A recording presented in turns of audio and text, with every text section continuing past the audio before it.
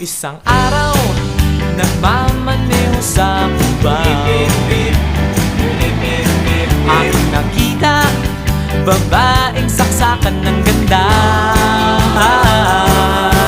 Sinundan ko ang kotse, sinasakyan niya. Hindi ko nakitang may dumarating pala. Hindi ko naiwasan, kami bigla nagkabanggaan. Nung magkamalay, ay nasa ospital na ako.